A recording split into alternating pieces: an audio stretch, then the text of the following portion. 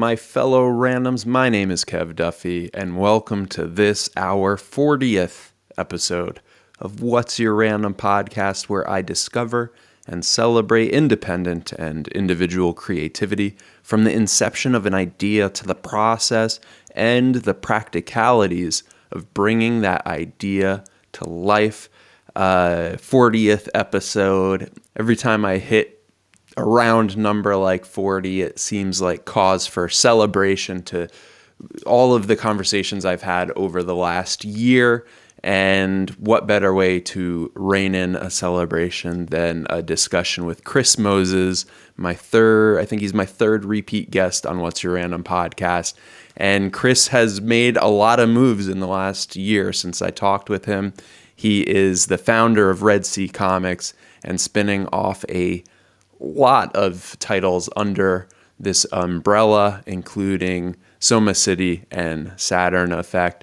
I read Soma City right before leading into this conversation, and I was really taken aback by Chris's ability to jump into different tones, different storytelling modes, and we discussed that, his creative process, how he is able to change gears so quickly, and how much research goes into being able to write for really disparate genres, things that seem totally opposite from one another, and yet he's successful in writing for both. So we tackle that, and just a lot of good conversation. So I hope you enjoy the full episode. And without further ado, my wide-ranging conversation with Chris Moses of Red Sea Comics, Saturn Effect, and Soma City. Enjoy the random.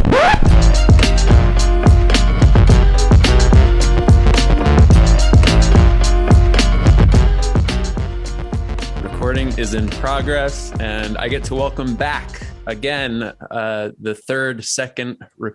the third, I should say, repeat guest on What's Your Random podcast. Today I have Chris Moses here for episode 39. And Chris first joined me in December of 2020 for episode 17. And a lot has happened since then in the world and in your world in particular. So look forward to diving right into that with you, Chris. Thanks for having me on, man. And wow, I didn't realize it's been almost a year. That's pretty crazy. I know. Yeah, right. Time flies when you're having fun. And I guess time flies when you're producing a lot of comics. Right. Yeah. So you have Saturn Effect and a couple of other comics coming online with a Kickstarter mid-November, and we're recording here just the tail end of October. So yeah, before we start going tangentially into a lot of different directions, why don't you let us know what you're currently working on and what you're here to focus talking on today? All right, cool. Yeah, so I am currently starting to just get some traffic towards our next Kickstarter, which will be for the Saturn Effect Alpha 1 through 3, and a new installment called the Saturn Effect Helena #1. And yeah, I've been writing a lot, and I'm just trying to get the word out, you know? Yeah, and so you joined me for the 17th episode of this podcast to discuss Saturn Effect issue 1, if I remember correctly. And now you're going deep into issue 3, and you also have another series that is unrelated.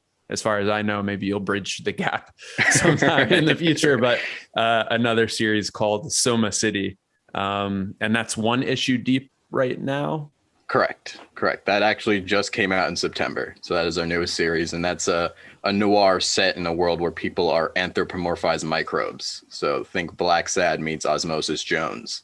So everyone's either a soma cell, a bacteria, a virus, a fungus, etc. Yeah. And it has the main character, the guy who's presumably the main character, has some film noir-esque narration, first person, talking about his environment, his situation, as kind of a low man on the totem pole of a police force that's trying to monitor various outbreaks. And I really I got to read the first issue right before hopping on today. I think the obvious question is, did you write that in response to the pandemic? And if so, yes. But then, yeah, what are all inspirations that went into that one? All right, definitely. Yeah. So I mean, it's definitely difficult, to separate it, especially because of the concept from our current times. It's definitely inspired by, but unlike a lot of other things, I didn't want to be so directly on, okay, this is like the pandemic, right? So that's why I wanted to sort of focus on this idea of like sickness and the body, and do it sort of metaphorically, or in a sense. And so it's inspired by, but it's not a story about COVID, right? It's a story about society, and it's a story about, well, what's going on right now, and the sickness that we're all suffering through, not in just physically, but mentally, societally, etc. And yeah, I was inspired by that. I have a great friend who I made this issue with, Christian Wolf, and we both have similar feelings about the world in a lot of respects, and a lot of um, you know uh, disagreements too. And I think that's like good, because we were able to like really forge like a not just like a good partnership, but like a really like solid friendship, as we like created this book of right now, of like how we're feeling right now.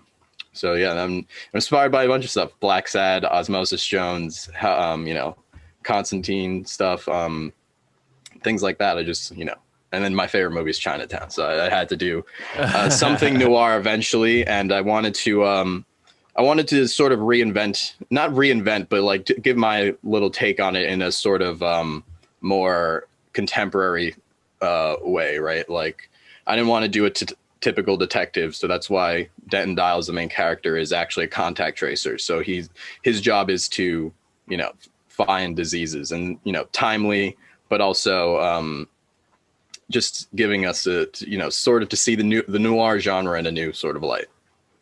Yeah, and I mean, there's multiple layers that caught my interest. One is that he's a frontline worker, and he's out there tracking viruses in his community and his society. And yet he is the low man on the totem pole. So there's definitely, at least what I read into it, a commentary on, people who maybe aren't making the most money, but most relied on when a virus outbreaks, when society is in some senses falling apart, and we need people on the front lines to hold it together.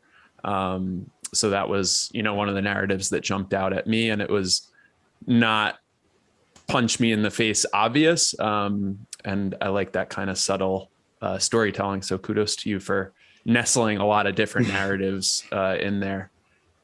Thanks, man. I'm glad you appreciate it. There's a lot of different threads and layers that I was trying to weave into the story, while also trying to keep it, well, as light as possible, I guess. I think hopefully there's a little bit of comedy in there, just because, the world kind of sucks, but there's still some things to laugh at. But yeah, I'm there. Denton Dials definitely has commentary of being like not just like frontline workers, but just like workers in general, and how just like how workers are sort of at the at the bottom of the totem pole in just anything, and how there's things going on and systems in place that keep people from achieving what they need to achieve or would love to achieve in life. So. And there is a bit of a flashback to another narrative that he wanted to change the system at some point in his life, and he resolved to do so, but then he kind of succumbed to the pressures of conforming and finding his place within the system as it exists currently, as opposed to challenging it and trying to change it. So yeah, where do you see that, with so many different sub narratives, which one is the strongest one for you as you write that story into the future? It's hard to say. It's hard to say. I feel like partially in what you were just saying, for Denton, there's a generational sort of commentary going on as well. Denton is somewhere, in his 40s, so he's a child or not a child, but had his formative years in the 90s, right? And so there was a sense of, revolt, revolution, things are changing.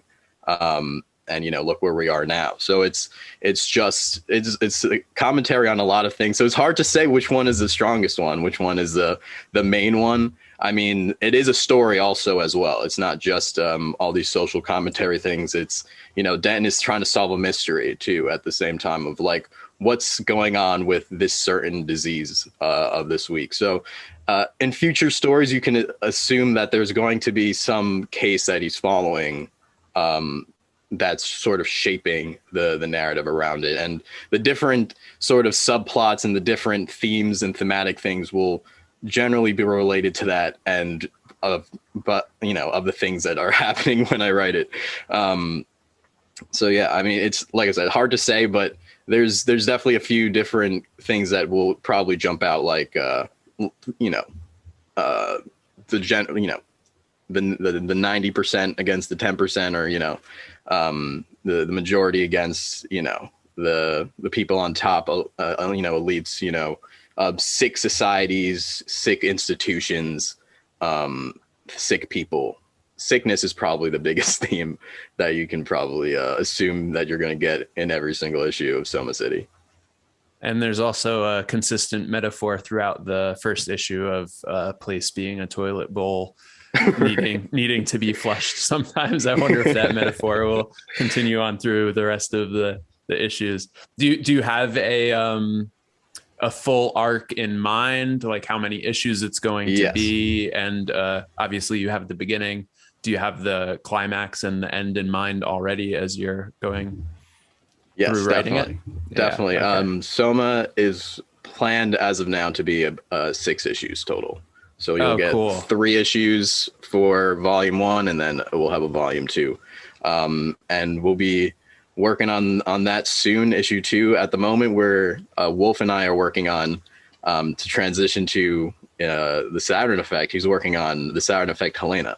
So, but yeah, Soma City is coming. We have more coming, and it's not just Wolf and I. We also have Reed Hinckley Barnes on lettering and the amazing Ilaria Fella on colors, and she just really brings it all together, really selling the mood with just how skilled she is. So yeah, I love the tone, and I'm happy to hear that it's kind of capped at a 6 or so issues, because I feel like I kind of got the sense of that pacing reading the first issue, like okay, this is something I could sit down and, even when it's fully complete, read the whole story, hopefully in an afternoon.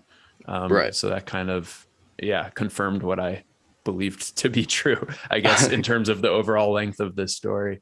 Yeah, awesome. Definitely. And how do you know Wolf, and in what ways did you guys collaborate? How did your collaboration come to be for this book?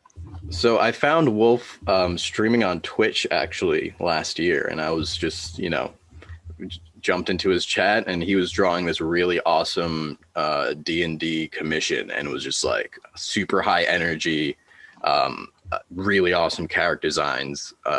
He's really good with speed lines and perspective. I mean, Wolf is just really solid on everything. He just is a really skilled guy.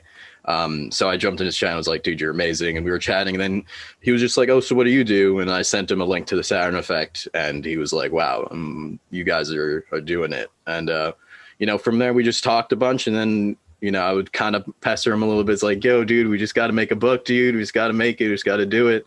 And eventually one day he was like, all right, dude, we'll do it. And I was like, bet, cool. And I already had an idea floating in my mind that I thought we'd both like. And, I was like, all right, I'm going to write this. I'm going to write this for you, dude. And we're going to make this. And he read it, and I wrote it. And then we got into a call the day after he read it, and he just designed the characters right there, and they just like flew out of them. So like the character designs that you're seeing, they're all so solid and they're so tight, but this man did them like they just flew out of his brain. It was just like, it was like a beautiful thing to watch. It was like, oh my God, that's Denton, that's everyone. And yeah, that's like the beginning of this, the beginning of Soma City. Awesome. Yeah. So we actually had early issues at Comic-Con this year. So That was really Oh, awesome. New York Comic Yeah, Con. yeah, Very exactly. cool. So yeah, and that's the story of how I met Lupo, and we're just going. And I mean, it's just the beginning, really. It's kind of interesting to talk about things when you're still feel like you're in the midst of it, right? Like comics is like a 10-year journey at least, right, to break in if you're ever going to make it. So only on year 2, and but it feels like we're off to a really strong start. Yeah, and where does I don't know if it was in play Mhm. when we last spoke, but Red Sea Comics, is that something that you've come up with more recently since December 2020? Yes, Something so that was that's formed my since own. then? Yes, so that's my own independent publisher that I created, and it's got all my books under it. I got a lot of different titles, but they're not all going to be the Saturn Effect. So just like Soma City, as you were questioning if we were going to ever bridge the gap, probably not, unless there was some sort of multiverses type of um, situation that we do, like a multiverse thing. But Yeah, but otherwise, you have enough ideas that you don't have yeah, to do that Marvel yeah. garbage. Yeah, well, yeah, at least not yet. At least not yet. Eventually, we're gonna have to. Hopefully, we'll be so dry on ideas that we'll have to start tapping into the garbage bucket. But, but for now, we're chilling. But yeah, so I got a bunch of different titles. I got a bunch of different teams that I work with. So I wanted to have an umbrella for it, and that's what we got Red Sea Comics from. Cool. Yeah. Congratulations. Thanks, man. Yeah. And I mean, my last name's Moses, so it just, works. Yeah. Yeah. Yeah. So you connected with Wolf and then you're like, all right, I'm going to write this story for you. And I noticed, I mean, narratively that Soma City is very different from Saturn Effect. It's much more linear. There's less stories happening simultaneously. The tone of the film noir, you captured it really well. Um, how is it for you writing something that's so different? Like if you have two titles that are ongoing right now, how do you manage writing in both tones, both styles, and both universes? I would actually say it's easier to have them be distinct. Partially, I like to write things that are different from what I have. I don't want my new title to be, like my old one. So I mean, there's parts of it is that, but also having them being so separate, I'm able to really get into it and keep the characters' voices like, and keep the train like of thought perfectly. So if we ever did a multiverse thing, it would be impossible for me to like keep everything going on. Like, how am I going to deal with Denton Diles's story, and then like Centauri over here, and then like Alpha over here, and then all these other stories? It'd be kind of ridiculous for me, just because my stories can be kind of crazy and wild. And so there was part of it that was like, okay, when I was making it, this writing a script for Wolf, it's like thinking of like, what are my goals with this project too? And Soma is supposed to be something that, we wanted it to be, of the timely. So we Yeah. couldn't take too much time to make it. And I already have something where I can have where people are a little more confused. So I wanted it to be a little more straightforward. I mean, I think that's the typical for now until we get the more of the story in front of you. You're a little bit more spoon drip fed from the Saturn Effect, whereas Soma is a little bit more spoon fed to you what's going on. But to answer the question, yeah, I think it's just easy. It's easy to keep them separate. It's easier to keep them separate for me, just because then I'm like, all right, I'm Denton Dials now. I'm writing Denton Dials, and it's like, okay, now I'm Alpha, and we have some other titles. So now I'm Helena, or now I'm writing. We have a book coming out soon. Characters named Idolin, or now I'm this character. And so and so on and so forth. And so the more different they are, the easier it is for me to keep them separate and make them distinct from each other, because I don't want anyone to pick up a book and be like, why am I reading Soma? I've already picked up the Saturn Effect.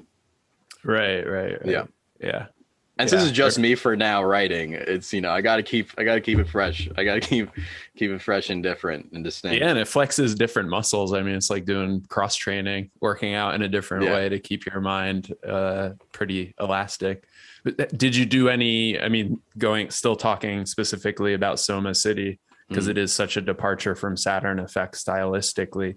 Um, did you? I understand that you had inspirations like Chinatown and some other things, but did you have to go back and dive into those a little bit more deeply to be able to establish that tone for yourself? Or do you just like, go to the computer one day and you're like, all right, I'm going to write something that's has a little bit of a film noir vibe and then start typing and it comes out that way? It's definitely the former. I definitely need to be put in the zone. I need to do some research and figure out the different mechanics of the genre, the different tropes that people are working with, the different character archetypes that audiences are expecting for, and sort of playing around with them, right? You want to have, or personally, I want things to feel familiar enough that you can jump in, because I'm not really going to hold your hand really in either story of like what's really going on. We're sort of moving from the beginning. There's no, we always start on media res. So by understanding the mechanics of a genre, by consuming media in it before I actually start getting into it, it's pretty crucial. It's pretty crucial for me. I've also taken classes in on both of these on both of these genres in college, so I guess maybe that's cheating a little bit. But I did take a specifically on Italian murder mysteries, and then I had also taken a sci-fi class that broke down Cold War sci-fi era stuff. So, and maybe there's also a little bit of a an educational background with some of the stuff that I've written that maybe I don't need to absorb as much as other people do. But I definitely think it's crucial to at least get an idea of what's going what you're about to write. And yeah, so I definitely need to take some time before I jump into it. It just happens to be that both of those genres are things that I'm always sort of like keeping an eye on. So, and then part of it just flew out, but there was definitely some research that had to go into it too. Yeah. Yeah. How much time do you think you spend, like a few days, a week, a month, kind of prepping yourself before you dive in? It really depends. It really depends. But yeah, it could take a few days, or it could take a week. It could take a couple weeks. It could take a month. It depends on what my goal is with it. If I was writing, say, like a pilot for something, in television instead of comics, I'd probably watch for all the seasons that they have, and however long that would take me. All the seasons of a similar show or other similar shows, and however long that would take me would probably be when I'd start that next project. When it comes to comic books, you can kind of get through a lot of comic books in a short amount of time. So maybe a week, couple weeks, but sometimes it takes a month, sometimes it takes a couple months for things to go around in your brain. And then there's also so much production time in between when you write it and then when it actually comes out a lot of the time. So it's a constant process afterwards too, of things like, okay, maybe I've watched a noir thing later on after I'd written it, and Wolf is still doing the outlines or something, or this is just an example, but sometimes things later on can come back and influence my writing and influence things before they are out to the public. Yeah, yeah. So you could, Yeah. I mean, like watch a movie, have some inspiration, Right. by being open to new experiences and new inspirations, and then allow that to help you guide Wolf, even if he's in the midst of drawing. Right. Yeah. Hopefully there's Yeah, not too many last second edits, but yeah, just to like iterate a point, I guess. little tweaks Yeah. that are within reason. Yeah. It's interesting how genre is like a flag and something that if you label something as a certain genre, you're welcoming in people who like that genre, and they come in with some expectations, but at the same time, there's also precedent. So you don't need to go explaining a lot of things up front because things are pre-established by nature of being in that genre. Are there anything in particular that you can think off the top of your head that you relied on that were genre specific? I mean, for people who aren't familiar maybe with film noir, things that you came to the table and you didn't have to establish yourself because they were established by the fact that of the tone that you were setting. I mean, I would say just our acceptance of a character like Dials with such a heavy, inner monologue. That's sort of like, has its moments of poetry, but also its grittiness and maybe it's a decent amount of profanity as well. So I think things like that, definitely that grizzled sort of person, sort of detective type is an archetype that we're readily accepting. I think there's just the idea of a mystery, is another one. Maybe not a femme fatale, but sort of, a focus on, having certain female archetypes present. And yeah, things like that. I think there's just like an overall tone I feel like you sort of get from just like the dialogue being sort of quick and quippy and things like that sort of, lend itself to the genre as well. Yeah. Is there anything like, I think as I get older, it becomes harder and harder for me to watch movies and feel like fully immersed because there's these archetypes. You start seeing patterns in genre and type of story, and you're more easily able to predict what's going to happen next with a higher rate of accuracy. And it's like, oh, I've seen this already. And I never wanted to be that guy, but it's just by nature of consuming so much media in the course of our lives that you start to deconstruct things as they're happening, and deconstruct movies and see where they're heading. Are there any ways or any things that you are doing to prevent that? And although you're, delving into film noir, well-established genre, delving into sci-fi, well-established genre, is there anything that you're doing to challenge that, to make sure that it's, obviously your stories are unique and all that, but anything more specific that you're doing to make it really impactful and original and fresh?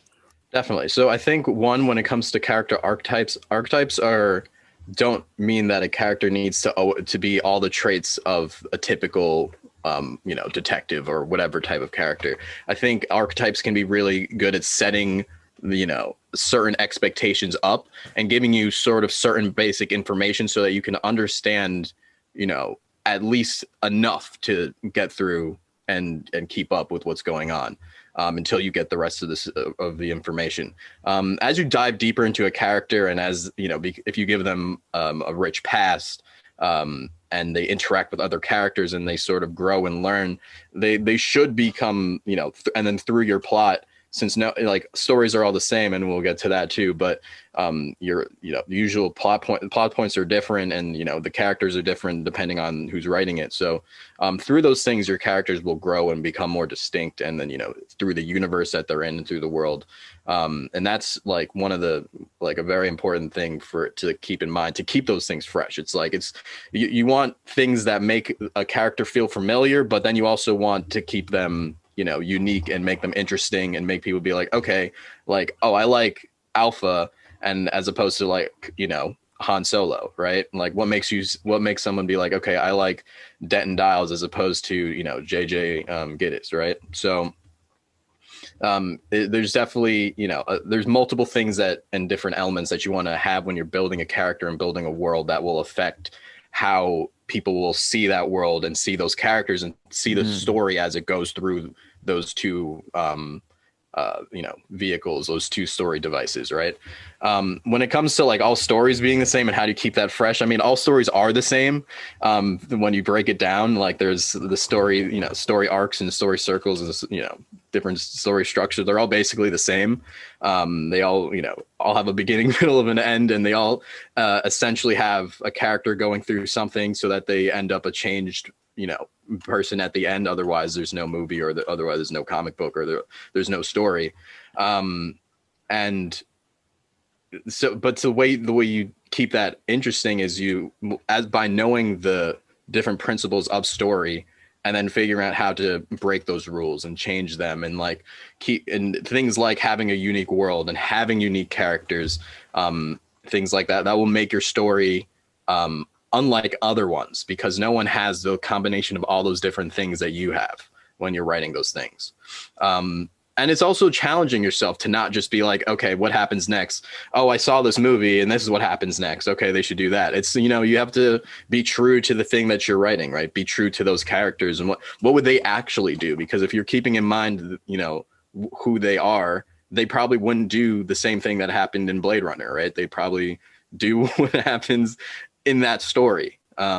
And so I think those are things that I'm always trying to keep in mind when I'm writing these different things, writing these different characters, creating these different worlds, is, having different structures to keep it familiar so that people can be immersed in something, and not feel like they're drowning, but also have something unique enough where people are like, okay, I want to learn more about this place because I've never seen something like this before.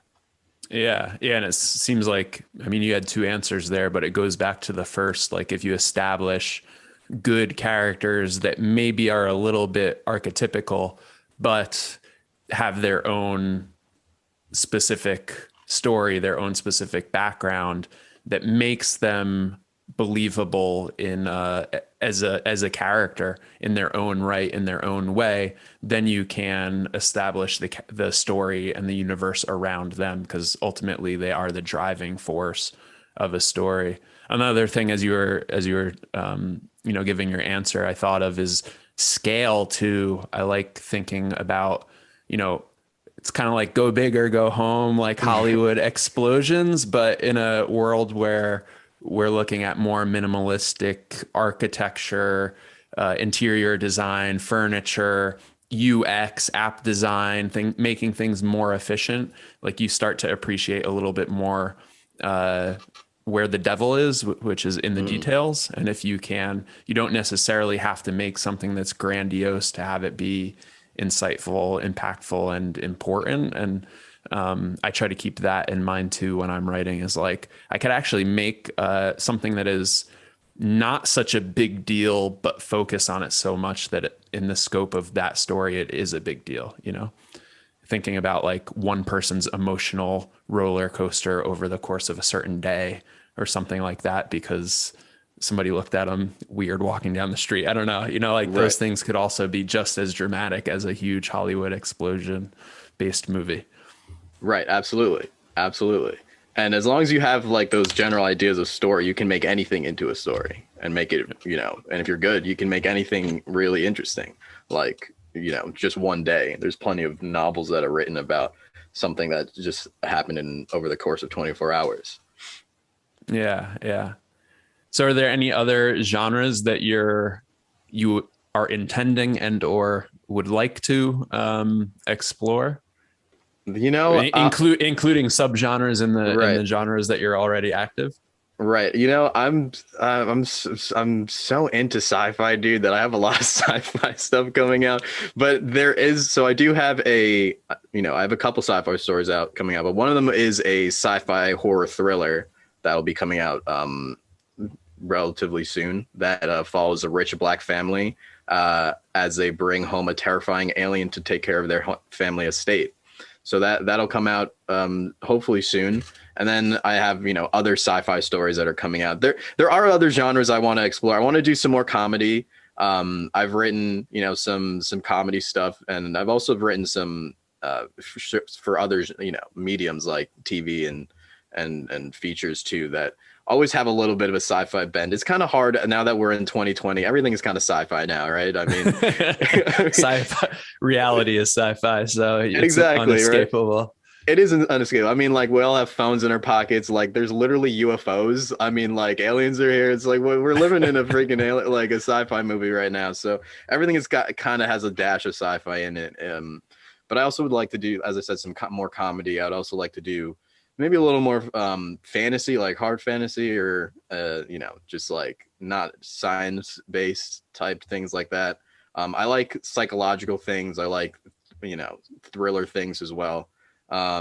So, be on the lookout for that. Since as of right now, Red Sea only has myself as its as a writer. I'm also thinking about expanding my catalog as well, and like how to get the most amount of people to buy Red Sea comics. I have to make sure I'm having a lot of different titles that have a diverse sort of leads, and not just male led stories, having female led stories, not just like um, having multiple avenues of representation in a way that hopefully not off putting. That's like feels like okay, like anyone can come here and read a great story and feel included, while also not feeling like the story doesn't matter, and it's because at the end of the day it's all about the story. So Right. yeah. So how have things changed for you since December 2020, almost a year ago? Like in general in your life, answer as generally as you want, and then I'll hone in on a more detailed Okay. question. Well, in life, I guess it's been I've been kind of like most of 2021. I was like in my room. I didn't leave, so we got a lot done. But I didn't really leave from this chair, and I probably need to get a new one. It feels like I'm sinking a little bit, but but otherwise after getting vaccinated and like venturing back into the world, having a lot more fun outside in public around people, not being so afraid of my life, I guess. Like so I mean that's life update. And then writing update is just we've just been going. There's just been projects and there's a lot of stuff happening behind the scenes that hopefully we'll be able to show more of as they become complete. I've gone through a lot of phases of like what level I want to show my work before as it's being made. And it's nice to have different projects that I've had, can show different phases of it. Like with the Saturn Effect, I can show a lot of different process stuff, and we sort of everyone that's following us on the Instagram is right there with us, seeing every step of the way. But it's also nice to have some stuff to surprise people with when we finally get to it. Yeah. How, I mean, with your publishing company, how has your reach and your strategy, and your approach to gaining more notoriety and gaining a wider audience, changed since we last spoke? Well, it's definitely been expanding to different social media platforms. I wasn't very much on things like Twitter and like that, and getting better with Facebook ads, which I may have mentioned last time, but I think is one of the strongest places for you to get a lot of traction and reach if you do them right. And as I said, it's expanding the catalog, expanding and going to different genres and exploring different different protagonists in different worlds that I think will go a long way into getting new fans, right? Because we have a base from the Saturn Effect, but then there's also all the people that we'll get from Soma and all the people that we'll get from subsequent titles that come out from my publisher. Also, when I was at Comic-Con, so we're going to be hitting the cons. So I was there with Soma City and Alpha 1, 2, and we had issue 3 there as well. Let me have it right here. We had early issues or early copies of Alpha Nice. 3. And so that's another thing. It's a lot of going to different cons. Since that was the first one I've ever done as a creator, sort of ripped the Band-Aid off, went to NYCC first time and I think it went pretty well. And just going, doing more of that, and going there with more titles that will bring more, that puts more eyes on it. When people are walking down things like Artist Alley, they're looking for something that catches their eye, right? And the more things that you have to interest people, the more people you'll have that are interested. Yeah. How was Comic-Con in general? I didn't really follow any of the breaking news or get any feedback, so I'll hear it from you first. How was it post pandemic, or we're still in the pandemic, but post vaccination? Yeah, it was good. It was chill. It was fine. It was fun. People. It's nice to see people back in the world. I think. Yeah, I mean, it's well said. yeah, I think it's nice to see people, and then everyone, it was a vaccine mandated thing, so I mean it was, hopefully everyone could had a little peace of mind, I guess, to and sort of enjoy the a little return to normalcy, I guess. And yeah, I mean, I think it's a good thing. I think, you know, the sometimes I think it's just good. People got to live their lives too, so can't be Yeah. afraid of the whole entire time. So Yeah. How is um, it as your it was first good. experience So having I've a been to booth and all? So I've been to Comic Con as like a fan, and so my experience with New York Comic Con is not being able to move at all as we're walking down the aisles, because it's like 100% capacity and every day is sold out. That wasn't the case here. So I was behind a table on Artist Alley for the You first had time, your own which was, bubble. yeah, exactly, and it was 40% capacity and not every day was sold out, so it was a smaller event than usual, but it's probably a good thing because I probably would have been prepared for like triple the traffic. But we sold books, got to shake some hands, got to make some connections, and I think that's all that's you can really hope for when going to those things. And had low expectations, and they completely surpassed them. I had a good time, and it was fun. It's great to be able to put a book in somebody's hands, like, and see their reaction. It's also the first time I actually signed things too. So like everyone there, to the all the people that bought books, they got some of the first Chris Moses signatures. So that was kind of cool too. I mean, I'm sure I don't know what they did with their issues, but if anyone kept it safe, hopefully one day it'll be worth a little bit of something. That's I'm on awesome. the right. What do you have on the horizon for other cons in the Northeast? Are you going to be traveling a little bit more extensively?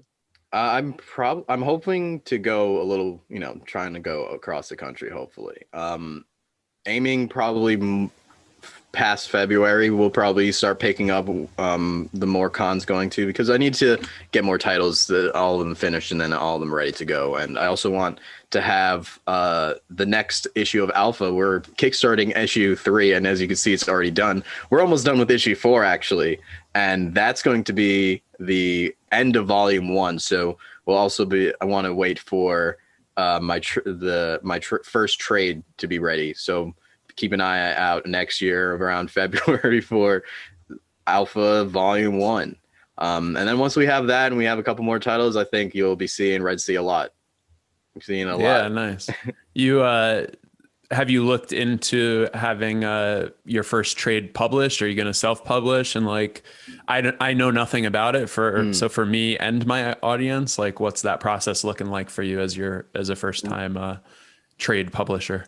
Right. So at the moment, the plan is to keep it self-published, obviously. But a lot of people, when they do get their trade, that is when they look to put it in bookstores, get that I believe it's called like your IBSN number for your book and things like that. And we'll be and you can like get it to different stores and distribute it that way, or put it online on something like an Amazon, and have them be sold that way.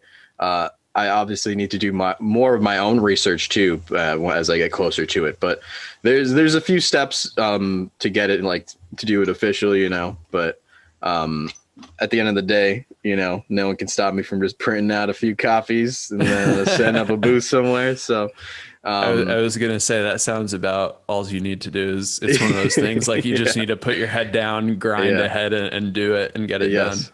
Exactly. That's like literally everything in life. You just got to just like ignore everything else and just do it. Don't let anyone stop you. Do what you want to do and get it done, because once it's done, people are going to be like, wow. And they won't know, like, and they don't understand all the things that you have to do to get there. When you make something, all they see is the finished product. So, don't worry about it. Don't worry about all that other Preach, stuff. Just brother. get it done. Yeah. Words to live by. Yeah. Yeah, sometimes one of my biggest challenges as a creator a lot is like enjoying the process, because I Right. do get obsessed with seeing it through to the finished product. But yeah, there's something to be said for getting into that flow state, enjoying it, and not even having to grind it out, but doing the hard work and loving it. Right. The process is the best part. The process is the thing. Like once you have Right. it, just there. And I don't know, I don't, once I have the product in my hand, like the dopamine is gone. I need to get another hit somewhere. So I don't know, it's nice to get that finished product, right? And it's nice to have that final culmination of all that hard work. But it's all those days that you put in, you woke up and you were writing from 4 a.m. to 4 p.m. or all the times that you were drawing all day and all night, and you're just trying to get that one last page, that one last panel done. All those times when you didn't want to make that song, but you did. All those times you wanted to go to the gym and like you didn't want to go to the gym and you did. Like all those things, these are super, like you just gotta do it. You just gotta get it done, and you just gotta enjoy it while you're doing it, because that's all it is. That's all it is. That's living, dude. That's like experience. Are you able to enjoy in the same way because the writing and like the getting into the flow state and the creating, like I love it, but the grind for me, I think, and what I consider part of the process is the more administrative stuff, doing the social media. Like, are you able to enjoy that as part of the overall process, or is that a little bit more of a grind for you as well? It's always a grind. That's not to say that writing isn't a grind too. It's always a grind. Everything's a grind. Like it's not easy. Not everything is easy, but like, if it was easy, everybody would do it. Yeah, exactly. And there's a lot of times when it's hard, but for when it comes to social media, yeah, it's definitely a grind, but it's luckily for us, social media was made to like reward you for using it. So like we like the more I use it and the more like impressions and retweets and likes and it doesn't really necessarily mean much, but as you like hopefully you have talking to other creators out here, if you have avenues for your marketing funnel to funnel down into where you can sort of monetize, it makes it a little less of a grind, in the sense of like, this is pointless. And you're like, okay, now I can sort of see there's a reason for what I'm doing. My content is making impressions that are causing clicks for them for a select percentage to make it down to, your website where you sell an issue, or to your Kickstarter where they hit follow and then they'll be there when you go live. So when it comes to that stuff, like having different venues for people to go to where it feels like a tangible, like, okay, this is a good thing, makes it way easier to, get that grind done, because it's like, okay, I know I'm doing something that's making a difference. Exactly. Yeah, exactly. Yeah. Otherwise you could just be tweeting into the void, Instagramming to, into the void. And it's like, what am I even doing? But when you see like there's actual results from what you're doing, that like makes it significantly easier to keep doing it. Right. If you work out every day and you're not losing any weight, it's going to be a lot harder than the person that every time they lift a weight, they gain a little bit more muscle. Right. Yeah. It reminds me of the conversation I had on my last episode of the podcast with the folks from Oneshi Press. And it was basically, they reframed it in their mind to realize that marketing is a creative side of business. And that's part of the creative process for them to build their audience. And like, they could make the marketing part of the story in some sense. So that was also good for me to hear. Because that's the part of the process that I don't quite enjoy as much as just sitting down and getting real creative and letting things flow out of my brain onto the page. Right. Well, I mean, I definitely understand that. But eventually, like if you haven't yet, you'll make something where you're like, damn, everybody needs to see it, and then you'll be really into marketing. And no one will get you to shut up about it. It's like, what is Kev doing? He's just tweeting and Instagramming about it. Again. God damn it. I need to block this dude. Hopefully it never gets to that point. Yeah, hopefully not. I mean, and if it does, that's okay, man. That's okay. People are gonna block you. That's let them live their lives. You can't worry about it too much. Yeah, they're not into what I'm putting down, so yeah. So be it. I wanted to ask about Soma City before I forget. This is like going tangentially backwards into the conversation we were having previously, but I wonder about your editing process and like, you write it, you flow it out, and Soma City seemed really, you had some economy of words. It was quite Mm, efficient in the way that it was told, mm. especially the first person parts. So I wondered how long it took you to presumably hone that into what it is from what it was originally and what first landed on the page. So when it comes to editing, I do my own. I have like, when I'm writing, there's my own sort of editing process, but then I also have two editors that are really awesome, Peter Hambusi and Gerald Von Carr, and they're really awesome. I highly recommend both of them. That will takes a look at, not only just the words, but also the art and keeping us all on track. Soma was relatively tight from the beginning. But there's always things that you need to chop and reword and rewrite. And that process, was, something like dialogue is something you can continue to change as the thing is going on, and that's generally the thing that you can change the most until the very end. So there was, tweaks that even happened at the very end, right before I released it, that and edits that and the like, and rewording things and cutting things in that way. So it's always like an ever growing process when it comes to that. When it comes to like action and things like and those things, I'm generally my stories are pretty tight. Like, I don't like a lot of too much talking. I want things happening, and things are always happening. So got to keep it tight. We don't really have too many scenes that aren't working in multiple ways when I'm writing generally. Yeah. How much time did it take you to write the first issue of Soma City, and how many like hardcore read throughs do you think you gave it? Like, from having my story Bible to having issue one, like first draft, maybe like a week, but like all the revisions, like months, 7 months. Yeah. The whole production time, basically.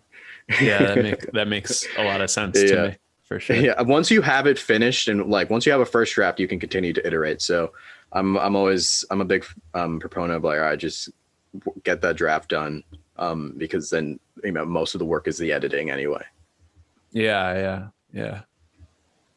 Interesting. Yeah. How long did it take you to work up the Bible for that? Probably a few weeks. I'd been working on it for a little while, and I had some ideas for it. So, like, officially maybe a couple weeks, but when it was, formulating my mind, all the inspirations, months. It's hard to say with a lot of, putting like a hard timetable on a lot of these creative things. Yeah. Yeah, because I also I spend a lot of time doing this, like, Monday through Sunday. Like, I wake up like really ridiculously early also, and What end up time? writing all day. I wake up at like maybe 4 a.m. every day. So I'm like Oh, damn. I'm kind of like a I don't know, what is that, the Sigma grind set dude? Like, When do you go to bed? I'm like also an old man, so like 8:39 generally. But like, so Is I don't that know. something, is that a habit that you picked up during the pandemic, or have you always been that way? It's when I was in college, I was never somebody that would all-nighter. I'd always wake up really early to get something done, like if I had a paper due the next day. And so during the pandemic, whenever I was just like, okay, I'm working on the script, I've been I sort of wanted to get to about like a script every 2 weeks generally, was sort of a goal I set for myself. So whenever I'd get to like the end of well, it was really a script a week, but I'm being, I'm being like generous with myself and saying it was 2 weeks per script.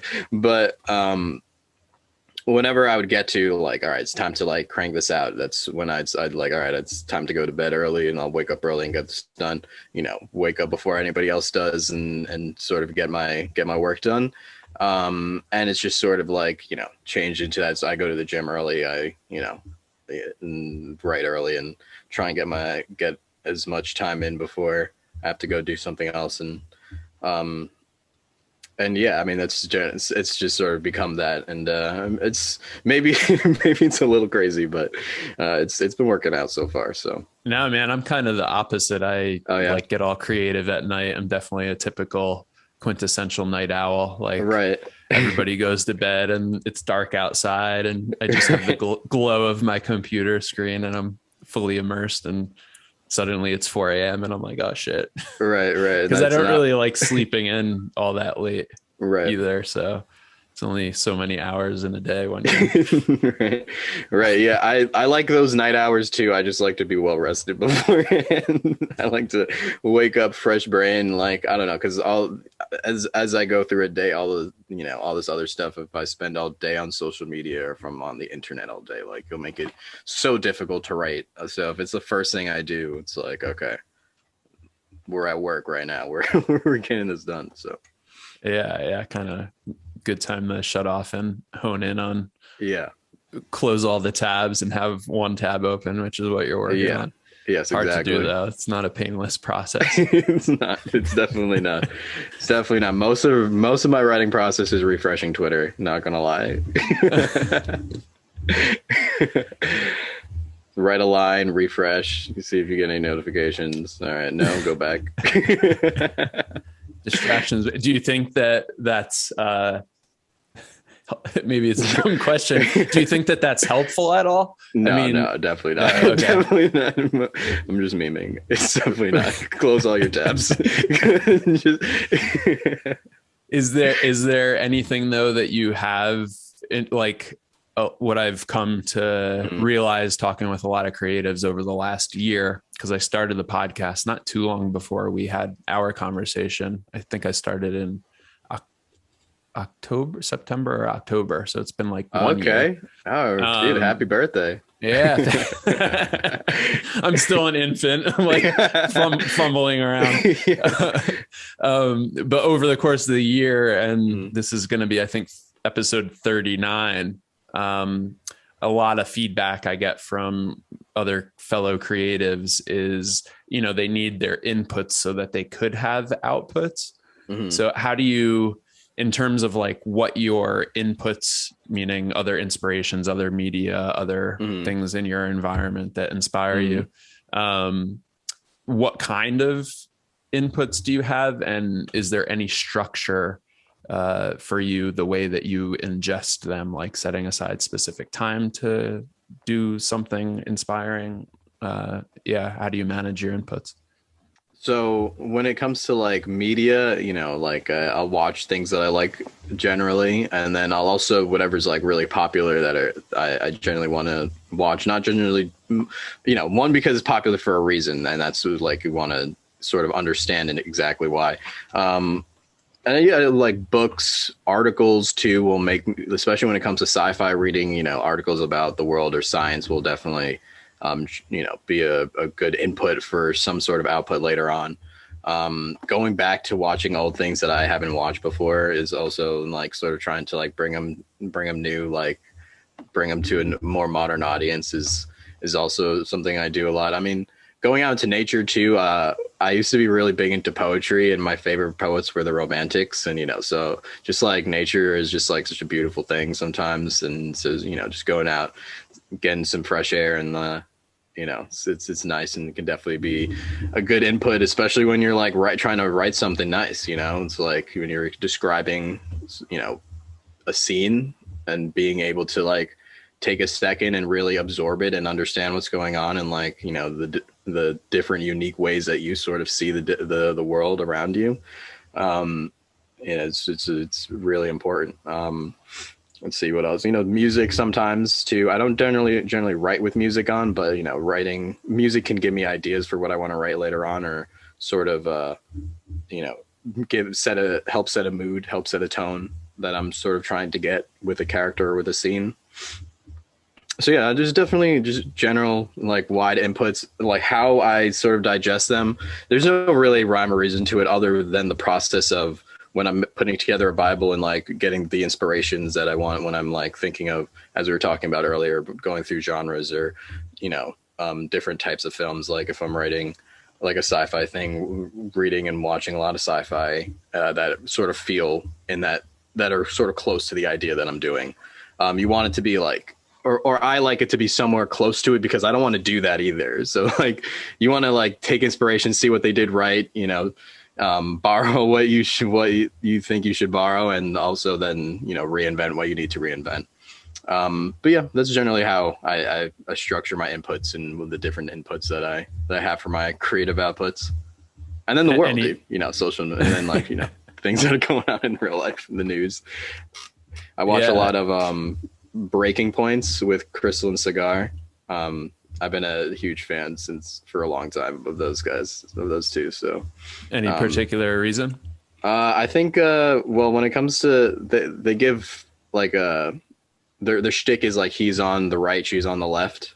So like, you get like, I know. I know who you're talking about. Yeah. So it's like, I just think they've been given a pretty measured take of things for a long time now. So I'm big fans, but then, that's where I generally get my news too. So, having like a news input and, sort of hopefully, not everything is biased, right? And so, but getting something has its bias on its face, right? And then like sort of, letting that input go do whatever it needs to do in my brain, and combining with all the other stuff, for whatever comes out the other end. Whatever goes into the toilet bowl. Do you ever find that you're like, with Twitter and stuff like that you're overstimulated by being in front of the computer all day? All the time. Yeah. All the time. It's terrible. It's terrible. We're all so fucked. It's terrible, but it's whatever. I was just thinking that question because you're talking about going out into nature. And I was thinking like, man, sometimes I am really, really overwhelmed by, I mean, like, I'm essentially looking at you through an information machine that's just like whatever information I want, and then all the information I don't want in any given moment and second is like projected back at me. But then at the same time, it's hard, like, it's always a part of the conversation now, but it's very hard to log off and be away from these things that keep us tethered to one another. Right. So how have you taken any active measures to close your tabs and log off Twitter and like, do you think it's something that you need to do, want to do, have tried, will try? It's something that I have tried, definitely think is very important, and maybe not the best at it myself. Not just, Twitter, but any sort of connection to the internet. I mean, as you said, these information machines, not just our computers, but our phones, they feel like extensions of our own brain. Right. They feel like extensions of ourselves, and it's so hard to put them down, but that's because they're so goddamn addicting. But that's also because they're so goddamn useful. Right. So it's really it's an impossible task, because you can't go, like, yes, people survive without their phones, but they didn't survive without their phones in the year 2021. Right. And they didn't survive without technology when the world has moved so far into the future.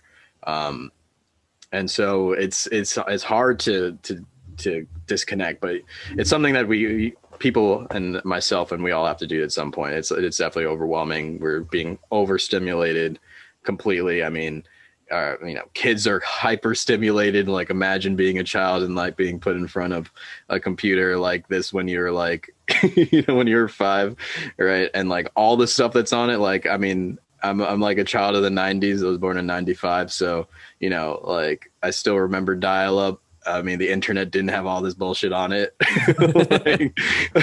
Seriously.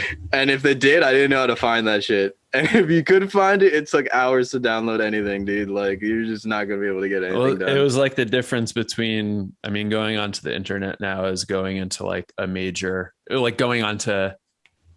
into a major supermarket where there's 80,000 different types of cereal, and the internet, like in the 90s, was like going into Trader Joe's. It was more curated, less offerings, less options. There's actually, some buffer because it costs a lot to make a website, or it costs a lot to do things Yeah. and put information on the internet. And now Yeah. it's totally free. Matter of fact, Yes. now you're incentivized to put bullshit online. Right. So it's hard Right. to cut through that fluff. It really is. It really is. It's tough, but you got to do it sometimes. You got to cut those cords and sort of, take a break. You got to take a break sometimes. It's too much. Our brains aren't meant for all this stuff. But yes, I think it's important to try and disconnect. I like I said, I'm not the best at it. I'm not going to pretend like I am, but but I have taken quite a few breaks from social media. Now I try to really use social media for and pushing my brand and furthering my career generally. And I think there's a lot of uses for what we have here. And the internet's like the new agora, dude. It's the new public place for all of us to gather. And you got to be there sometimes if you want people to know who you are and see what you do. Right. Yeah.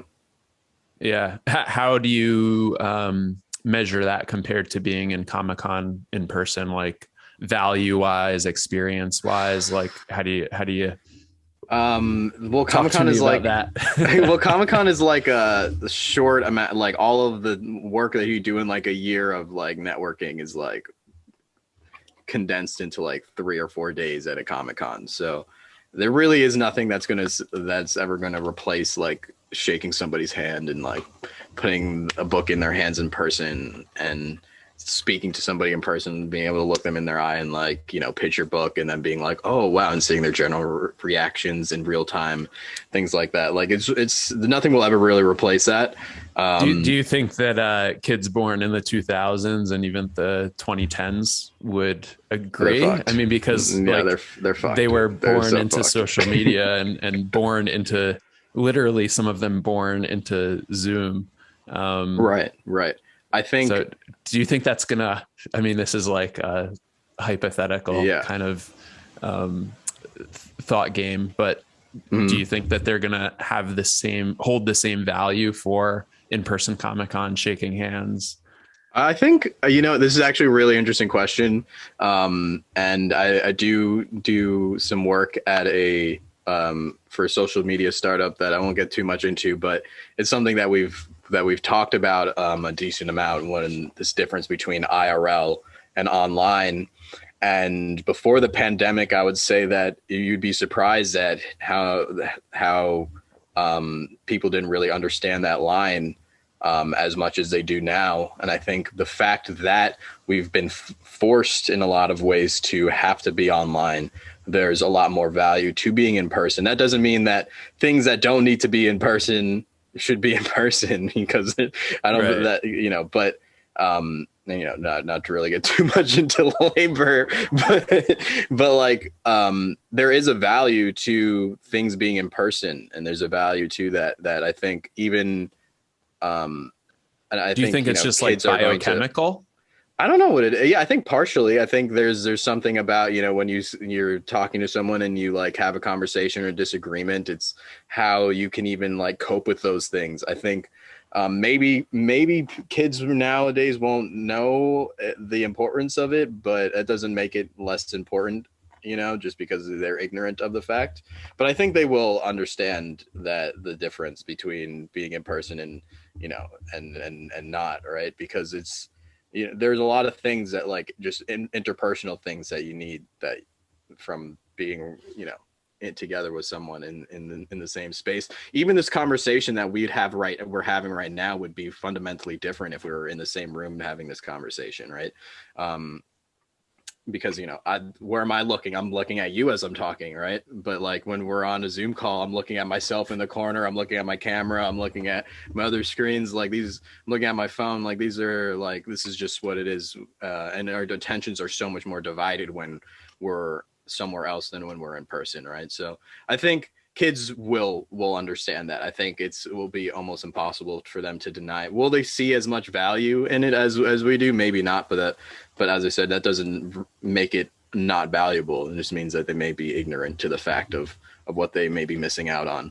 And the value of it might change. I mean, might fundamentally alter True. why what occasions you meet people in person and why, and the feelings, emotions, and definitely dopamine hits or whatever chemicals being released in your brain are released. Yeah, definitely. But yeah, and it's an interesting thing to ponder, I guess. It really is. It's a good thought experiment. As we get older and we're seeing these young kids, like never thought I'd be like, these damn kids, they don't even know. Yeah, well, I mean, it's yeah. I think that's just the nature of history, right? Of looking back and being like, these kids are so fucked. Well, actually, no, actually, never mind. I take them back. I take that. It's not. It's only right now. But being no, like, but I mean, like even flower power, like in the '60s, right. The older generation was like, God damn it, these hippies. Yeah, but at least they were like, the world is kind of getting better. Hopefully, Yeah. Maybe not as much now. No, I really try to think in terms of that. Like every generation has their challenges. Every generation sees the younger new generations and worries at their capability and their ability to take the reins at some point and drive the ship. And will they be up to the task? And I don't know if it's the right thing or the wrong thing to try to just put my mind at ease, but seeing that over the course of history, it's worked out, fairly well, and things have moved in fairly good directions by trusting in future generations to, progress and move things to the future. Right. I'm sure they're like capable in the sense that like no one has been capable to like do anything for like the past few generations. So it's like all the real adults died a long time ago. Like all the real, like we're all just kids. Everyone is like, even your grandparents, they're just really old children. Like maybe their grandparents were adults, but they're gone. So it's like whatever. I think it'll be okay as long as we don't blow each other up, or like we eventually get global warming, like climate change under control. I think we'll be okay. And even if we don't, I mean, the world will still be here, and I'm sure we'll figure something out. So, I do agree with you though. It's interesting to ponder about the differences between generations and like how they'll cope with what will happen as we go forth. I feel like when it comes to generations, I'm sort of like I'm a weird in the sense that I'm like right on the line between millennial and Gen Z. Like I'm either like the youngest millennial or like the oldest Gen Zer. So it's and so like I'm sort of see things like in like sort of both ways. I sort of like saw the tail end of like how things were in the beginning of how things are starting to be, and then there's a whole another generation right afterwards, Gen Alphas, the kids and millennials that and then there'll be one right afterwards, and then time keeps moving and kids just keeps being born, hopefully. So I think and at some point I think for us the lesson is at some point you're aged out. Like at some point I'm not going to be able to keep up with the media, the cool thing, the music, at some point it's like I'm so out of touch already. Yeah, exactly. You go on TikTok and I'm like, what the hell is going on? See a lot of people, a whole lot of nothing going on, just a lot of dancing. If only they didn't have the best algorithm for people getting found and stuff. So that's another tip, creators. If you use TikTok, even if you don't understand it, you'll get more reach than you will anywhere else, hopefully, generally. So have you brought Saturn Effect to? We're making baby steps. Follow us, Red Sea Comics at Red Sea Comics. Baby steps. I still don't understand it. I need to hire like a 13-year-old to run my freaking TikTok account, because I don't know how to do it, because they'll figure it out. Maybe 15, whatever the labor laws are. That's hilarious. So what are your going on this kind of existential future generational topics discussion? Like both of your comics, I think, touch on social issues directly and indirectly, and cultural issues directly and indirectly. And like, what are your, I don't want to say like, what are your biggest concerns, but like, what what's most top of your mind, like in general, as you're writing and as you're reflecting some of what you're experiencing today in your life in 2021. By the way, side note, whenever I say 2021, I feel weird. It is like the lost year. Yeah. 2020, I know happened. I know that's the pandemic. 2021 is about to end, and I'm not sure it ever actually happened. Yeah. But side note aside, yeah, like as you're living your life in this weird day and age that we find ourselves, and you're filtering some of that through indirectly into your comics, like what are the issues that are most heavily weighing on you or most front of mind? I think there's definitely a lot of institutional collapse, just like not having the most trust in institutions. Generally, we have sort of bigger elements that are sort of set as antagonists in a lot of my books that are maybe pre-built structures and the like that people need to sort of grapple with in the now.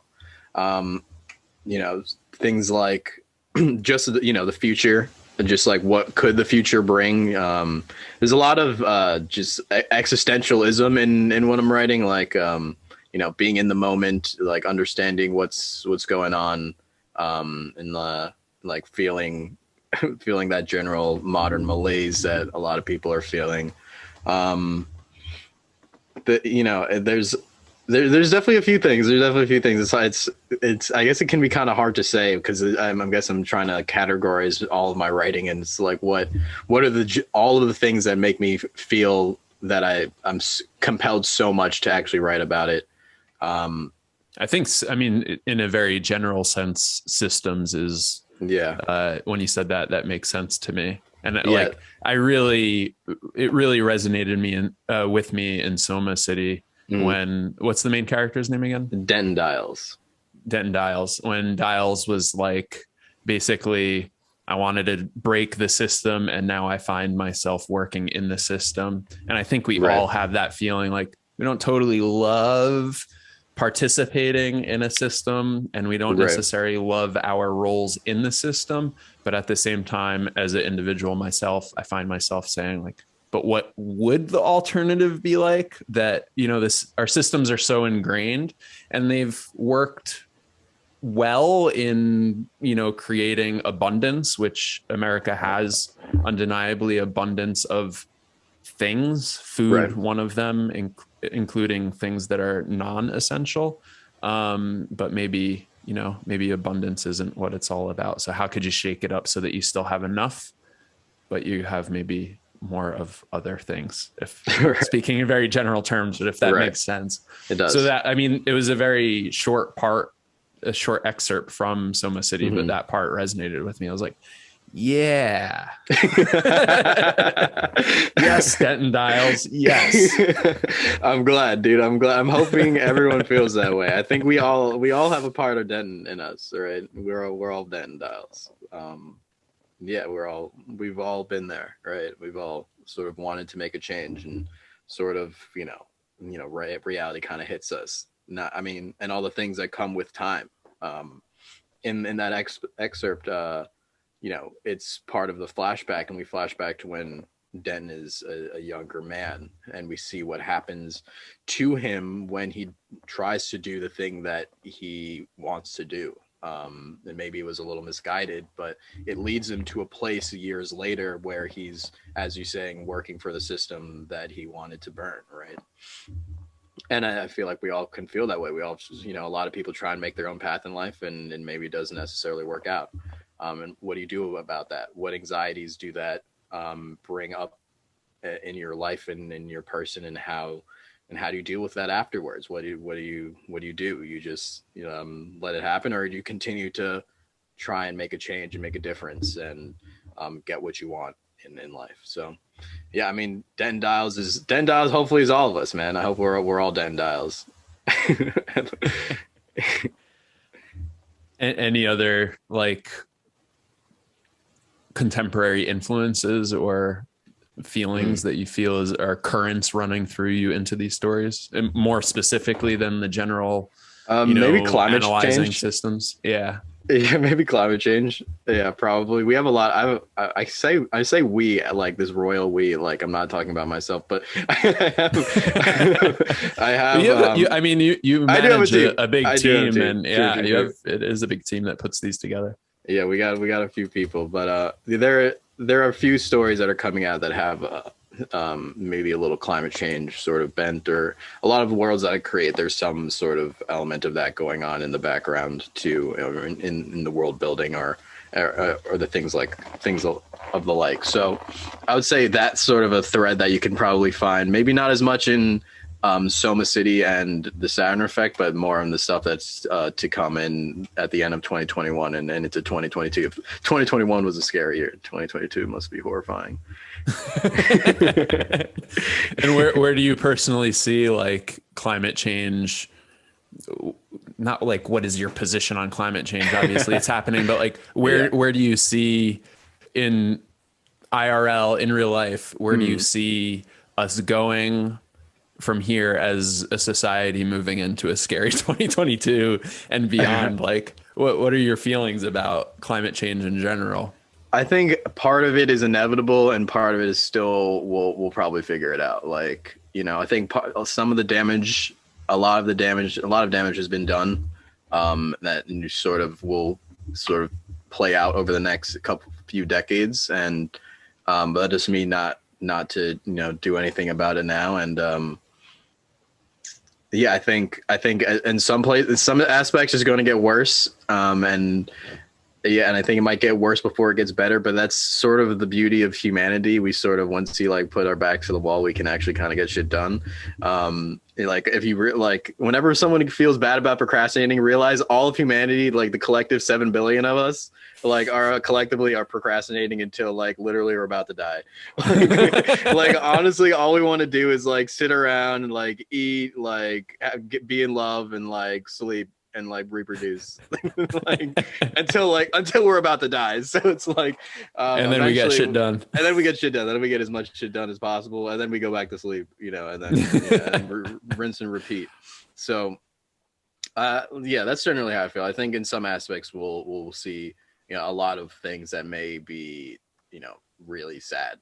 Sad to say. I mean, it's to come, but that doesn't mean that there isn't some sort of hope in the future as well. And the beauty of humanity and the pure genius and intellect and ingenuity that can come when you put all of our minds together. We get the greatest minds working on something, and then they actually have the money behind it, the resources. Then anything's possible. I mean, like I said, like you said, we got these information machines like right in front of us that you and I are talking to each other through. It's like, I mean, we can do this. We can figure out how to make a planet a little bit cooler, right? Maybe build, figure out how, and anticipate. Yeah. And anticipate like what problems are going to happen, Right. and try to mitigate those problems. Cause like you said, it's my view too, that like problems are going to continue to happen and probably get worse. But if you could prevent them from being the most catastrophic and tame them down a little bit, they're still going to be bad, but you could have systems in place to hopefully, plan ahead and mitigate.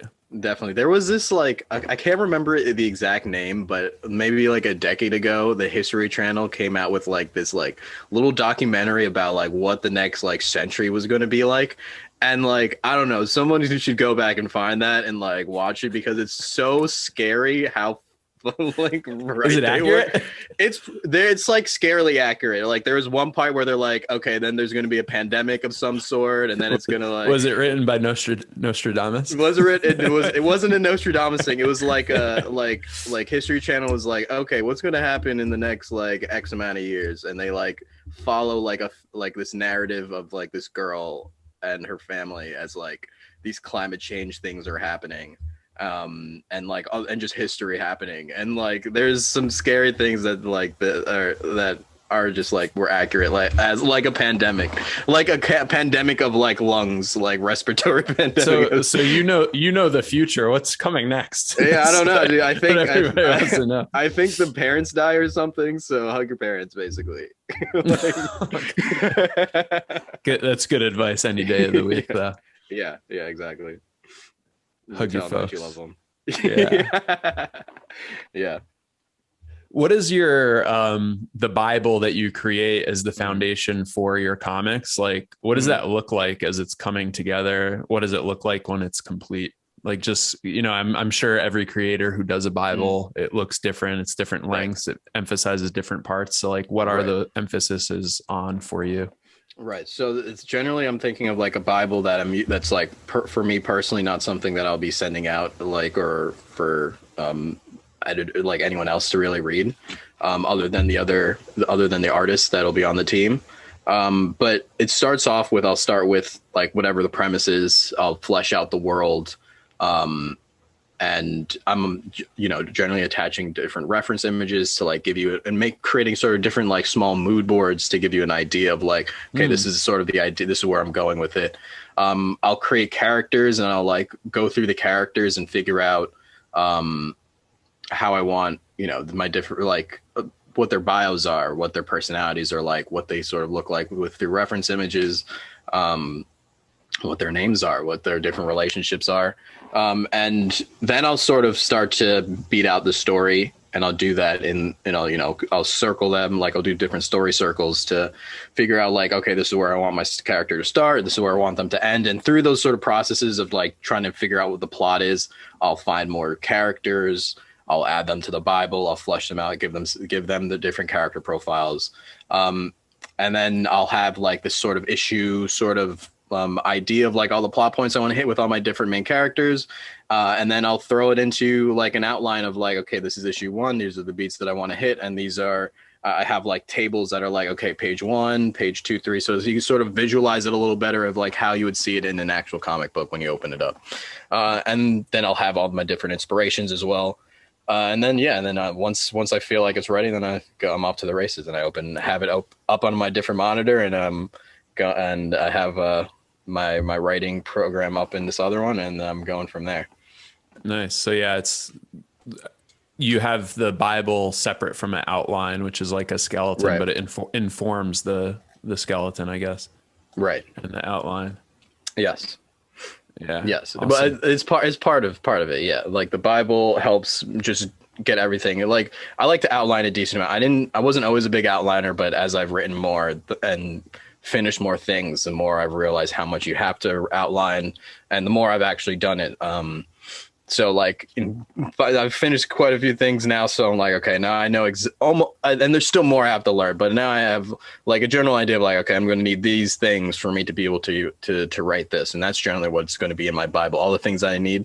And I like to see the Bible as sort of like the toy chest, right? Like this is I'm putting all the toys, all the different places and scenes that they're going to be in, and then the writing is the opening of that toy chest and like playing with it and putting them all together in the Oh, cool. Yeah, different like ways. taking out Castle Grayskull and then like, oh, Yes, here's He-Man. He could play here. exactly, Like, exactly, something exactly. like that. Yeah. Yeah. Awesome. And what is for you? I've never really heard the term, I don't think, of story circle. So what does that look like?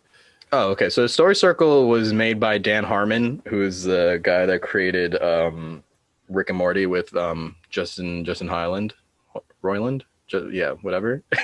And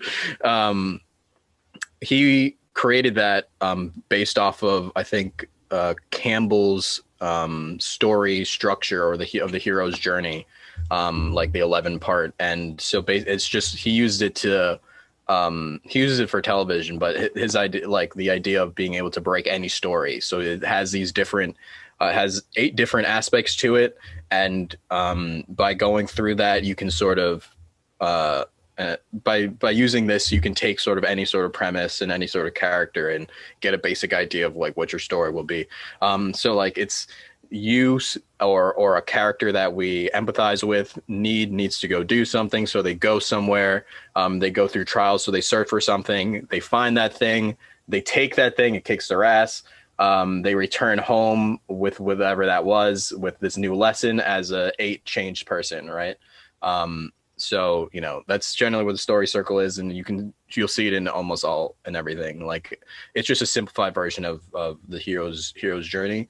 And Gotcha. just gives Yeah, you I an know idea. Hero's Journey, but I've never Yeah. heard this Yeah, story it's circle. a It's really cool. helpful tool, and I think you know you can it's a fast way I find to get some basic plot points down that you're like, okay, this is where I'm sort of thinking about the story going, and then messing with it in there. And that's what, you know, structure is a really important thing for story, and just like knowing correct structure allows you to play with the structure in it. Like, okay, when you understand like what the different aspects of, you know, each sequence is in a movie or in a story, like, okay, this, like, sequence 3 is like meant to do this, like sequence 6 is meant to do this.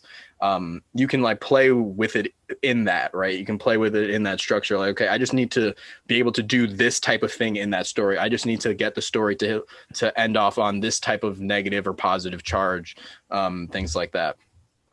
Do you And then you think can, do you yeah. think do you think that that's at all limiting, like to have such confines No, that I don't think it's so. a specific route that a character No, takes to come full circle?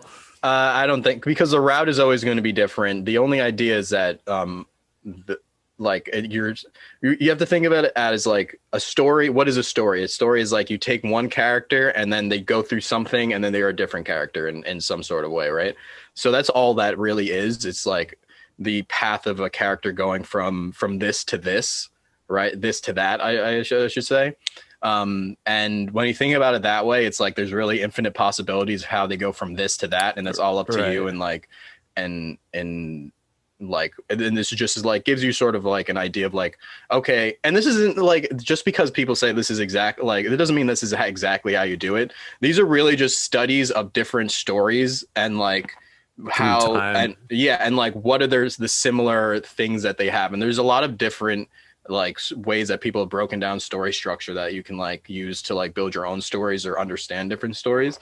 But it's just like give you a sense of like is the essence of all story, of all good story, you know, because of that, like captivate people and like have them interested, right? And that's like sort of what they're trying to do, and that doesn't mean they're right, but they do have some general ideas that I think are helpful in finding your own way. Because if you thought everyone that wrote perfectly, and like you wouldn't write yourself, because you'd be like, oh, everyone says exactly what they need to say.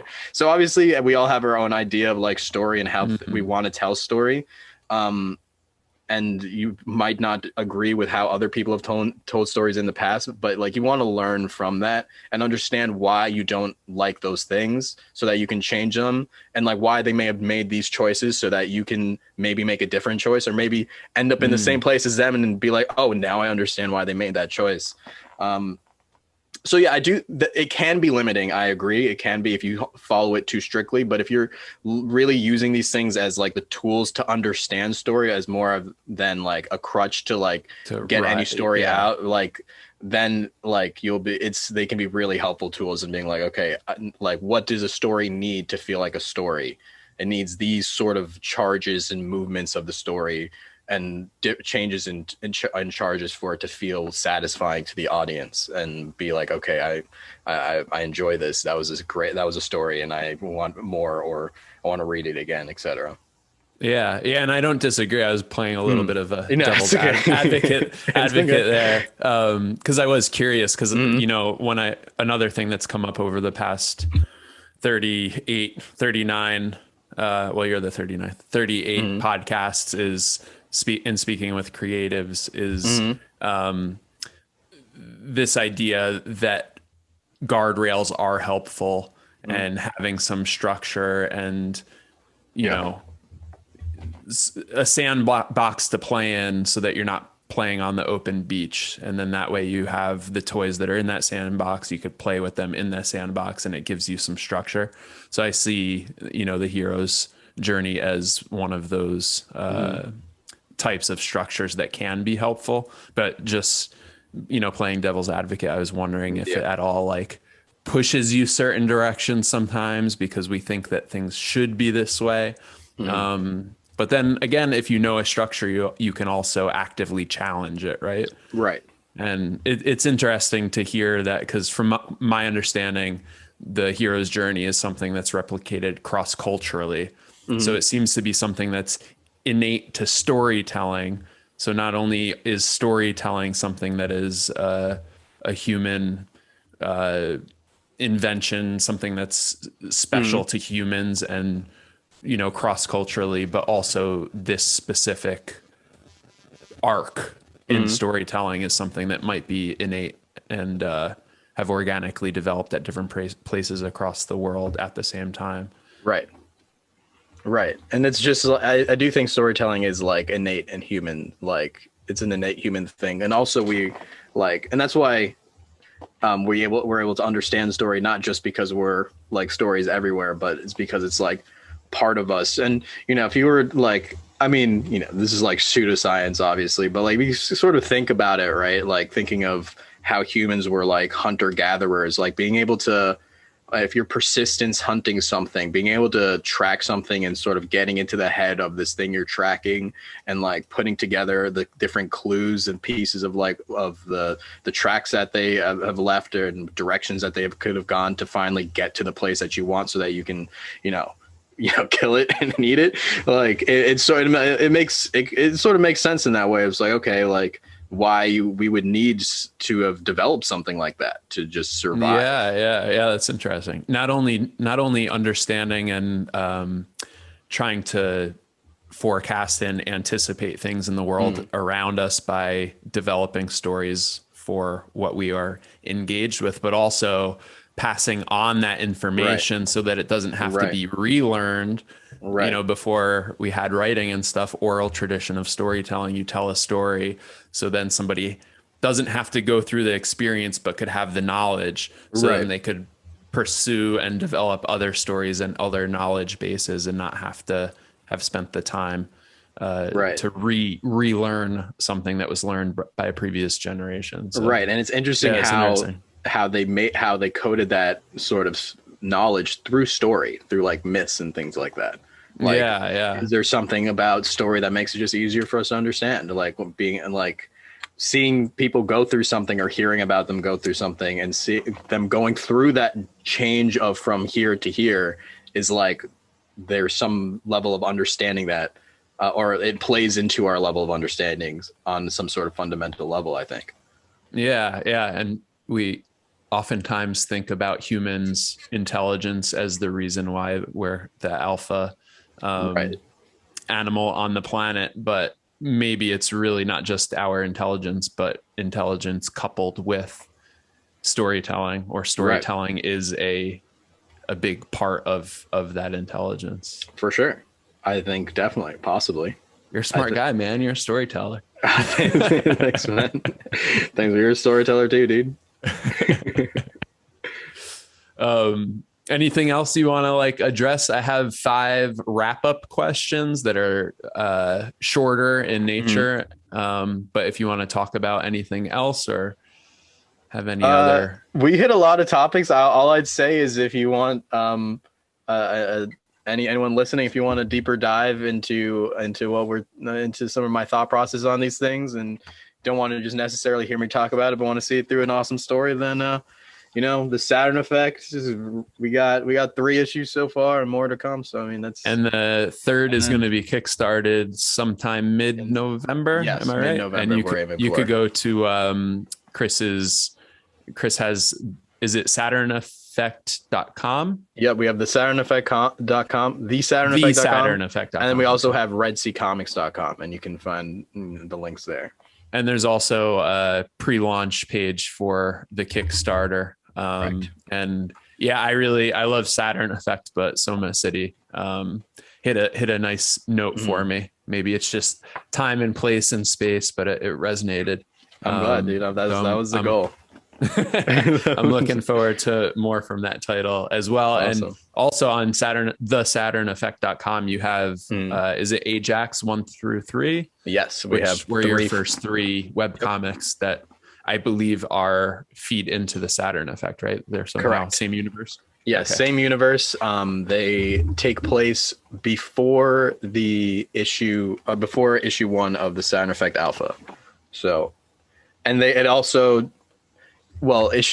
issues 2 and 3 of Ajax take place before TSE Helena, but issue 1 of Ajax takes place after the events of TSC Helena. So eventually we'll have a timeline up the for timeline, everybody. the continuity. Yeah. But until then, just enjoy it. Just like go in, just like the characters, enjoy the art, and like get ready for some really big sci-fi adventures. Yeah, and very excited for your first paperback collected of the issues. I am too, man. I guess probably be coming up next year sometime. Soon. Here's a hint of how long it is with everybody. 134 pages. Whoa. Didn't want to whistle right into the microphone, but whoa. It's a big one. It's a big one. All right. 5 quick questions. All right, I will splice this out and make a shorter episode with these questions. First question is, do you have a personal mantra or some words that you use within your own head to get you creative and get you flowing and get you where you need to be when you want to write your best? There's definitely a few that myself and definitely Christian Wolf will remember me saying, but it's all about the grind, really. It's all about the grind. It's all about the journey. Are 2 things that I'm always keeping in my mind. Keeping myself grounded and just getting the work done, because this is a time that you look back, if it all goes right, or even if it all goes wrong, and you're like, as long as at least you did it, at least I did it, at least you put in the effort, and yeah, just like get it done, just get the work done, and make cool stories. That's all I'm thinking. More words of wisdom by Chris Moses. Yeah, that's something I need to remind myself of too. And short and sweet, grind it out, all about the grind, get it done. Question number 2 is there an indispensable tool in your creator's toolbox that you use when you're writing, when you're creating? Other people's work. You read other people's stuff. You gotta don't think that you're the best thing ever. You're not. You need to read other things, enjoy other media, and like see what other creators are doing, and like learn from them. And so that's definitely and you cannot get rid of that in your creator toolbox. If you're just only consuming your own, or smelling your own vapors, smelling your own farts, essentially, you're not going to get better. I stole that, by the way. And that's why you need to read. That's why you need to read and watch things, because you can sound a lot smarter when you steal it from somebody smarter than you. And other people's farts smell better than yourselves. Correct. Your own don't mistake it. Eyes on the prize. What's the prize? The prize is, in an ideal scenario, the prize is making this like a real thing, like more real. Obviously, it's a real thing, but to make it as real as possible. Having Red Sea in as many comic book stores across the country, that would be nice. Having adaptations of it in other places, having it in bookstores, people being like, "Oh, I noticed that." That's the prize. And what comes from that, there's a lot of stuff that comes from that. So I think the blueprint that I'm really trying to follow is Mark Miller. He like was making awesome comics, and then he sold a script, and then he reinvested in himself in Miller World, and then now look what he did. Last year he sold that all to Netflix, and a culmination of lots of years of work. So that's the prize. That's the goal. Yeah. Beautiful prize indeed. Yeah. And I think you'll get there, man. You're well on your way. 2 years deep and making strides. Number 4 and 5 is where we time travel a little bit. So number 4 is advice that you would give to your past self.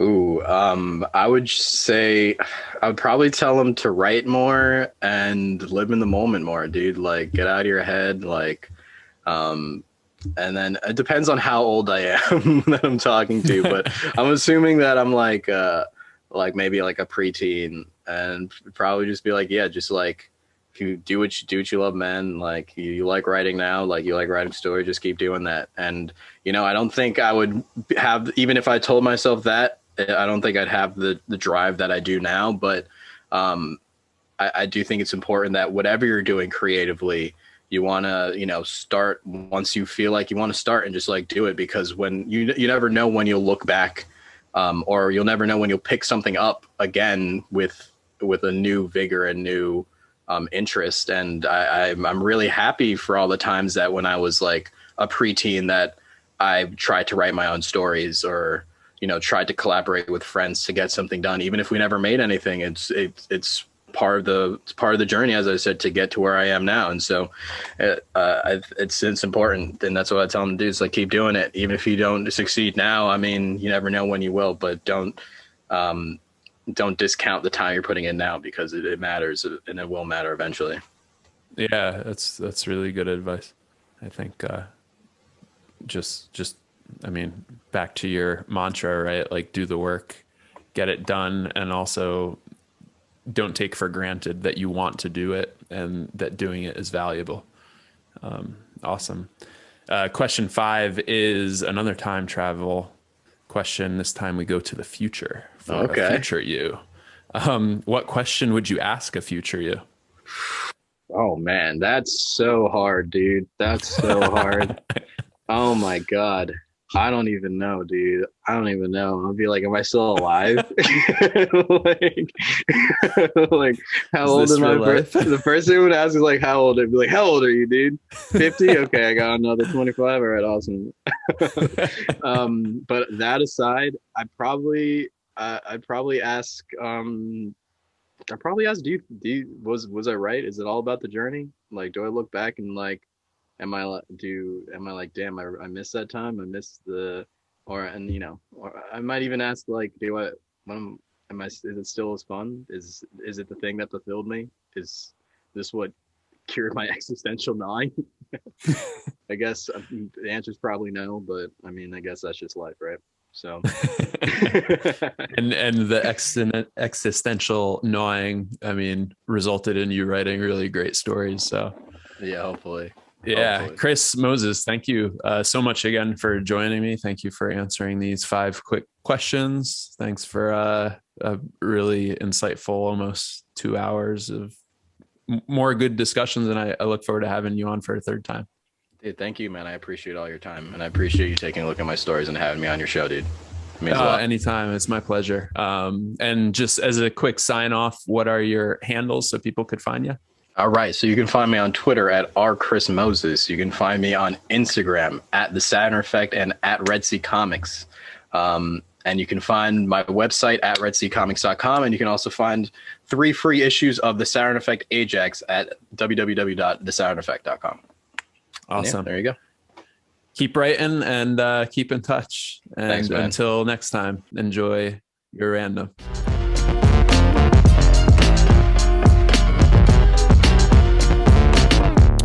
Hello, my fellow randoms. Welcome to the post-show debriefing for this, our 40th episode. That was a heck of a conversation. I really enjoy having guests on again. I've met Chris twice in my life. Once was the first time we interacted on What's Your Random Podcast, and the second time was this second time that we interacted on What's Your Random Podcast. And I'm noticing with repeat guests that I'm able to build a little bit of rapport and understand a little bit more where they're coming from, have kind of a foundation to start from when we start the discussions. And it's not quite as, there's no ice to break, I guess, so to speak. So yeah, it was a great conversation. Again, I am genuinely and really taken aback and impressed by Soma City and Chris's ability to write in different tones and modes. And I'm excited to see what he handles next. I'm particularly, I think, in that same vein of thought, interested to see what other titles he brings into the portfolio of Red Sea Comics, seeing that Saturn Effect and Soma City are so different.